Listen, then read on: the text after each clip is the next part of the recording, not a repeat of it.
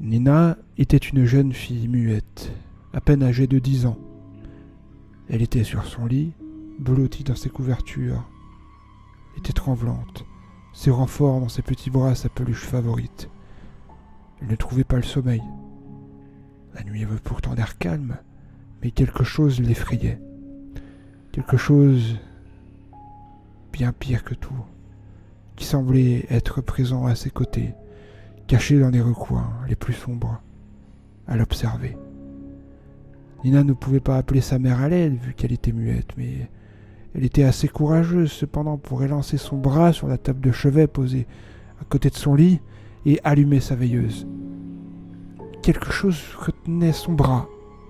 Ça le lui faisait souvent quand elle décidait d'allumer sa veilleuse, mais ça durait, ma foi, 2 ou 3 secondes avant qu'elle puisse retirer son bras.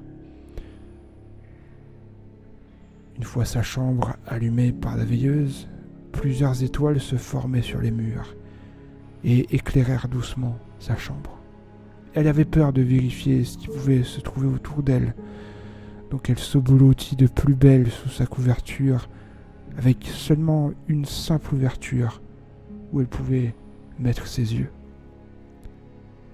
À travers cette ouverture, elle balayait chaque recoin de sa chambre, mais personne ne s'y trouvait.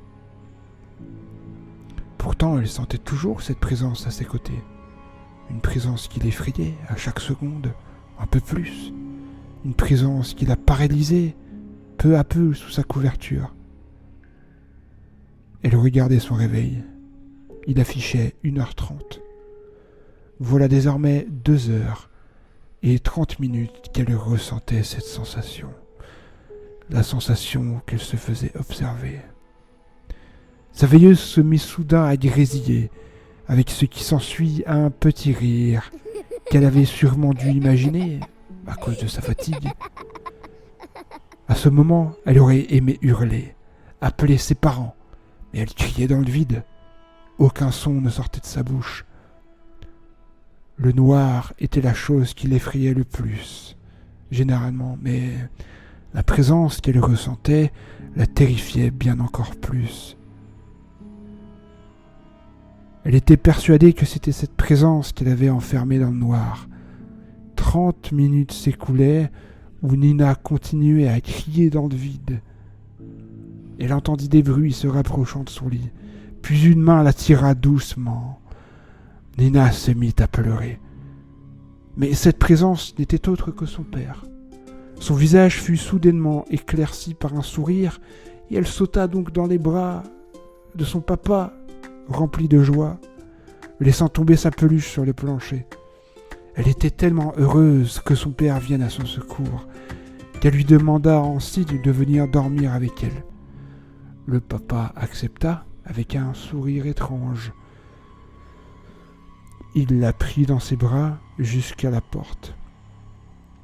Cependant, ce qu'elle vit la rendit aussi pâle que la neige. Sa peluche, tombée à terre, était déchiquetée. La prise de sa veilleuse était déchiquetée, elle aussi. Et comment son père pouvait-il être au courant de ce qu'elle avait fait, à savoir allumer la veilleuse, si il ne l'avait pas vue? La nuit, lorsque vous vous cachez sous vos couvertures, n'en sortez sous aucun prétexte. C'est le mot de la fin, j'espère que ça vous aura fait frissonner, ou en tout cas j'espère que ça vous aura fait sommeiller, que ça vous aura endormi. Quant à moi, je vous laisse, et puis ne veillez pas trop tard, sinon le croque-mitaine viendra et va vous croquer le cul. Quant à moi, je vous laisse, et puis portez-vous bien, que la nuit vous porte conseil.